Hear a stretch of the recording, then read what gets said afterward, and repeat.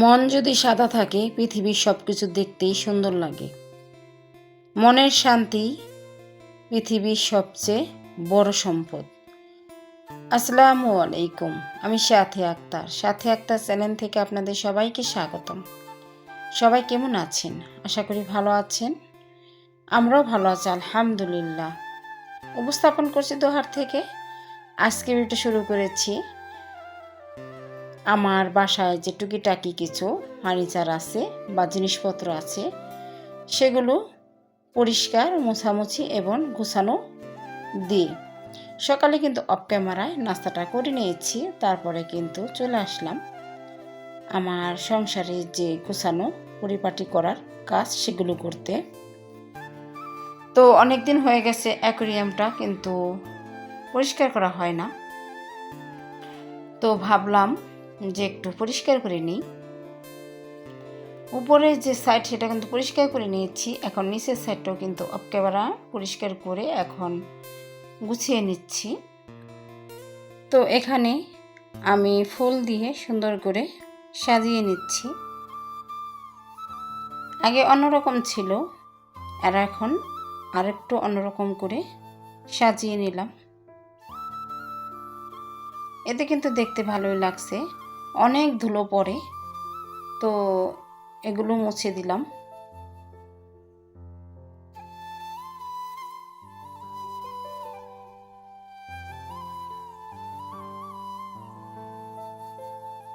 মাছের খাবারটাও এখানে রেখে দিলাম বক্সে, হাতের কাছে রেখে দিই।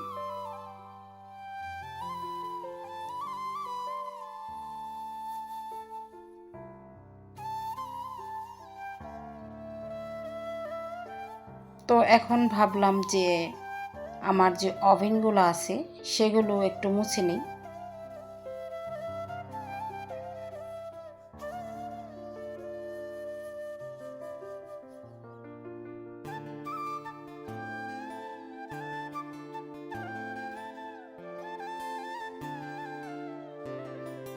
তো দুটো ওভেন আমি সুন্দর করে ভিতরে এবং বাহিরে মুছে নেব।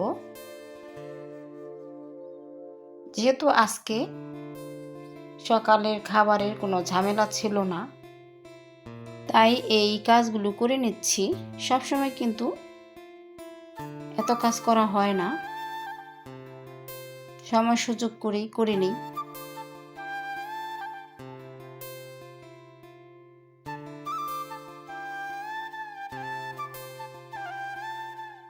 তো দুটো ওভেনে আমি সুন্দর করে মুছে নিয়েছি। মাছের অ্যাকোয়ারিয়ামটাও মুছে নিয়েছি সুন্দর করে। এখন আমার শ্বশুর আব্বার রুমটা গুছাবো। তো শ্বশুর আব্বার রুমটা যতই গুছাতে চেষ্টা করি না কেন, একটু পর আবার নষ্ট করে ফেলে। যেহেতু একটু বৃদ্ধ মুরব্বী মানুষ, সে সুন্দর বুঝে না, মানে 1 ঘন্টা ভালো থাকে, তারপরে যা তাই সে এলোমেলো করে ফেলে। তারপরও আমি সবসময় গুছিয়ে রাখি। তো ভাবলাম খাটটা ভালো করে মুছে দিই, অনেকটা ধুলো পড়ে গেছে।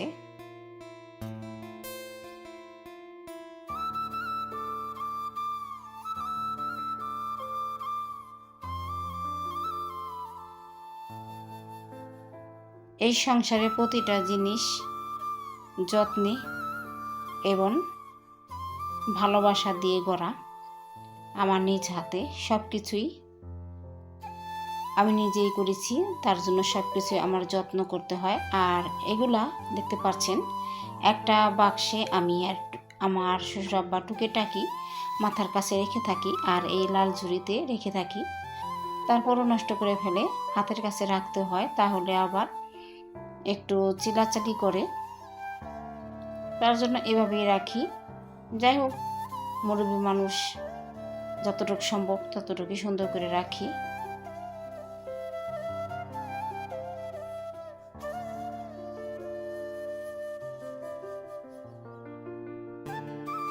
তো সব কিছু গুছিয়ে এখন একটু ঝাড়ু দিয়ে নিচ্ছি। প্রতিদিন কিন্তু এটাই করা হয়, কিন্তু সবসময় ক্যামেরা বন্দি করি না, আজ করলাম। আর এদিকে আমার ছেলের বইগুলা কি অবস্থা, টেবিলের কি অবস্থা করে রেখেছে। টেবিলের নিচে যে একটা বড় ড্রয়ার ছিল সেটা কিন্তু ভেঙেও ফেলেছে, অনেকটাই দুষ্ট হয়।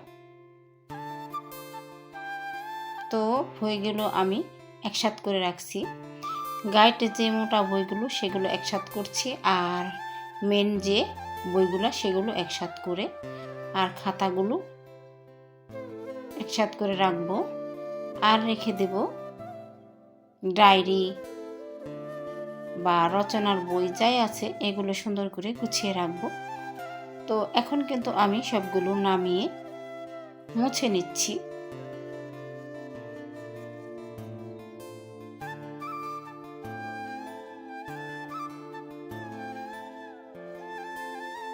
ছেলেদের জন্য তেমন ভালোভাবে কোনো টেবিল আনা হয় নাই, এটার মধ্যেই আমার বড় ছেলে পড়েছে, ছোট ছেলেও পড়ছে।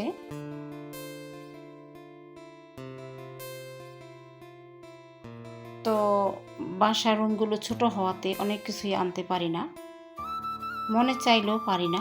যাই হোক, এদিকে কিন্তু টেবিলের বইগুলো গুছিয়ে নিয়েছি। আবার আমার ছেলে একটা টান দিতে গিয়ে আরেকটা উলটপালট করে ফেলবে। তাছাড়া একটা আলমারি ওখানে রেখেছি, তো ওই আলমারিতেও কিন্তু বই রাখি, ও তারপরও একসাথ করে নষ্ট করে ফেলে, আমাকে আবার গোছাতে হয়।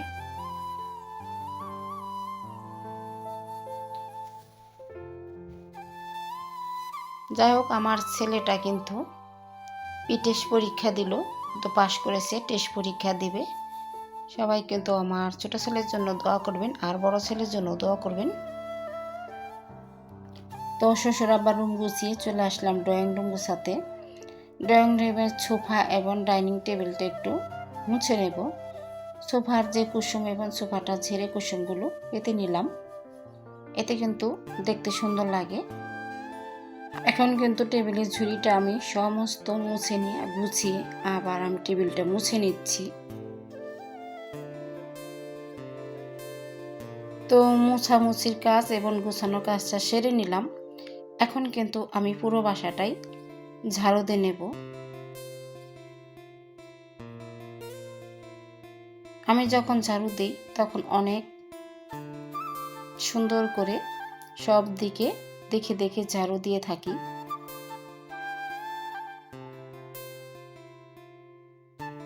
আমি কিন্তু অফ ক্যামেরায় সোফার নিচে বা সাইডে চিপাই চাপাই সুন্দর করে ঝাড়ু দিয়ে নিয়েছিলাম।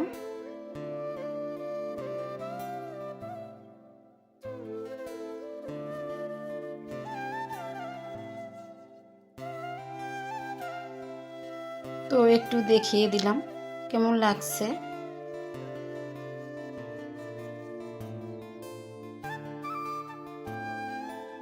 কাজের আপার ছুটি থাকলেও আমার কিন্তু ছুটি নেই।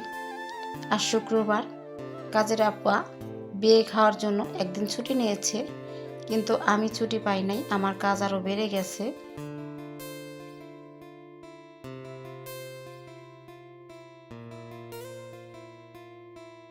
আমি কিন্তু অফ ক্যামেরায় সমস্ত ফ্লোর মুছে নিয়েছি, এতে কিন্তু দেখতে চকচক করছে। তারপরে কিন্তু রান্না করতে চলে আসলাম। আজকে খিচুড়ি রান্না করব। এখানে মুরগির মাংস নিয়েছি, আর নিয়েছি চাল আর ডাল ভালো করে ভিজিয়ে ধুয়ে নিয়েছি। এখন হাতে মেখে আমি রান্নাটা করব। আর একদিকে কিন্তু মাংসটা আমি কষিয়ে নেব, পরে কিন্তু মিশিয়ে নেব।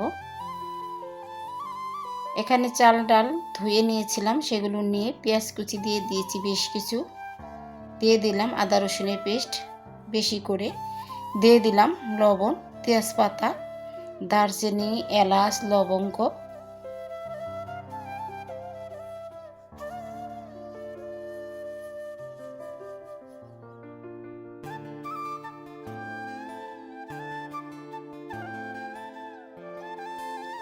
তারপরে দিয়ে দেব মশলা।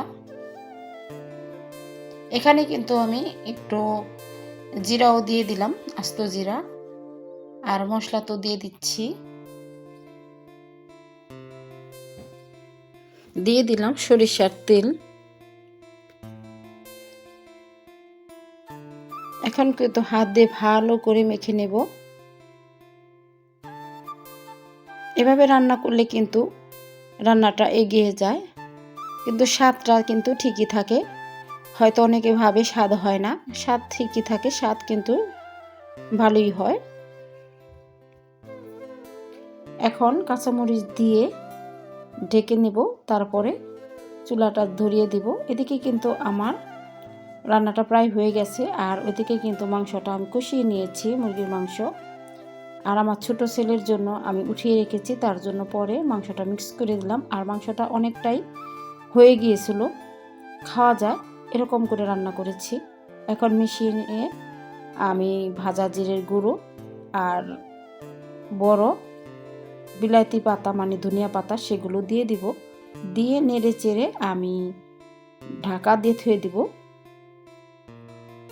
তাহলে কিন্তু হয়ে যাবে।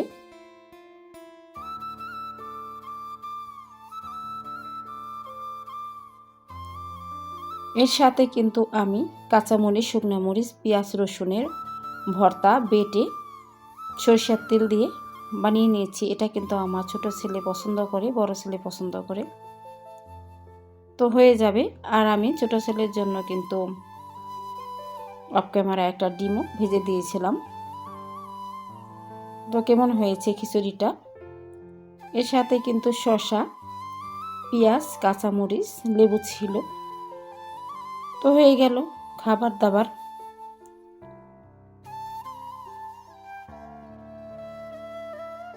এই তো খিচুড়িটা ভালো লেগেছে, তাই না? সবাই ভালো থাকবেন, সুস্থ থাকবেন, চ্যালেঞ্জ জুড়ে থাকবেন। ধন্যবাদ সবাইকে।